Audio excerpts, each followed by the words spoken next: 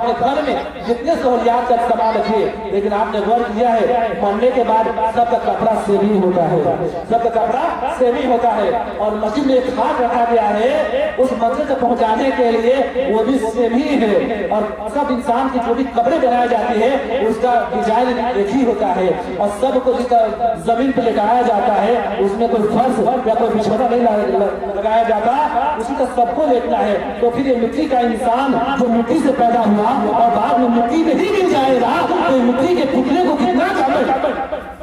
اور ایسا زندگی جیتا ہے جیسے کبھی موت نہیں آنی ہے، نعوذ باللہ۔ لعنت ایسی زندگی پہ جو لوگ اللہ رسول کی محبت سے دور ہو کر زندگی گزار رہے ہیں، لعنت ایسے لوگوں کے سوچ پر، اور لعنت ایسی جوانی پر جن کی جوانی اللہ کی عبادت سے ہٹ کر برائیوں کا طرف گامزن ہو رہی ہے، لعنت ہے ایسی لوگوں کے جوانی پر جو اپنے جوانی کو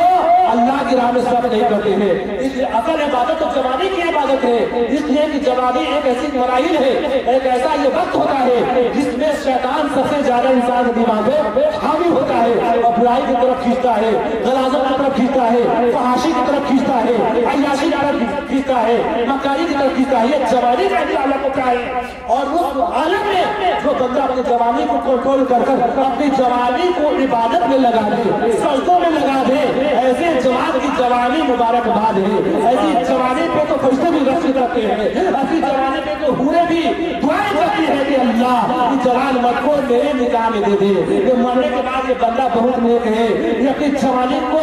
اپنے جوانی کو تیری راہ میں صرف کر رہا ہے، تیرے سجدوں میں گزار رہا ہے، برائیوں سے پاک صاف ہو کر مسجد کا پیٹ بھر رہا ہے، تیرا ذکر و اذکار کر رہا ہے۔ ایسے لوگوں کے بارے میں حدیث پاک میں آیا ہے کہ جب ایک نوجوان انسان جو جوانی میں قدم رکھتا ہے اور جب اپنی جوانی کو اللہ کی عبادت میں صرف کرتا ہے، سجدوں میں صرف کرتا ہے، تہجد میں صرف کرتا ہے، تو ایسی جوان کو دیکھ کر جنت کی حوریں بھی رشک کرتی ہے اور اللہ رب العزت کی بارگاہ میں دعائیں کرتے ہیں، اے میرے خالق کے کہنا یہ نوجوان مجھے پسند آ گیا ہے، جب یہ مرنے کے بعد آخرت میں آئے گا، جنت میں آئے گا، تو پھر مجھے اس کا کنیز بنا دینا۔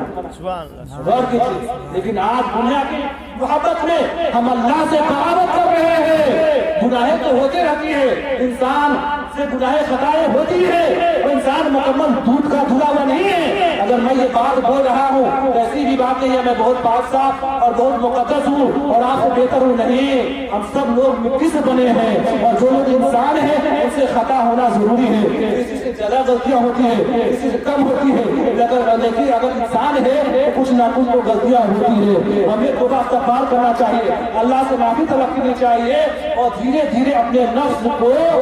مسجد اور اللہ کا ذکر طرف لانے کی کوشش کرنی چاہیے تاکہ ہم شیطان کے مکرو فریب سے نکل جائے، شیطان کے چنگل سے نکل کر ہم جنتی سودا کریں، ورنہ ہماری زندگی سوچتے سوچتے یہ کروں گا وہ کروں گا، جیسے کہ ہماری